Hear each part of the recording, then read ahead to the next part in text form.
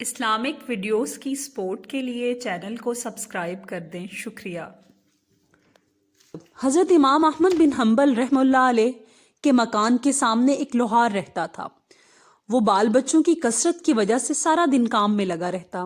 اس کی عادت تھی کہ اگر اس نے ہتھوڑا ہوا میں اٹھایا ہوتا کہ لوہا کوٹ سکے، اگر اسی دوران اذان کی آواز آ جاتی تو وہ ہتھوڑا لوہے پر مارنے کی بجائے اسے زمین پر رکھ دیتا اور کہتا، اب میرے پروردگار کی طرف سے بلاوا آ گیا ہے، میں پہلے نماز پڑھوں گا پھر کام کروں گا۔ جب اس کی وفات ہوئی تو کسی کو خواب میں نظر آیا۔ اس نے پوچھا کہ کیا بنا؟ کہنے لگا، مجھے امام احمد بن حنبل کے نیچے والا درجہ عطا کیا گیا۔ اس نے پوچھا، تمہارا علم و عمل تو اتنا نہیں تھا، پھر یہ کیسے ہوا؟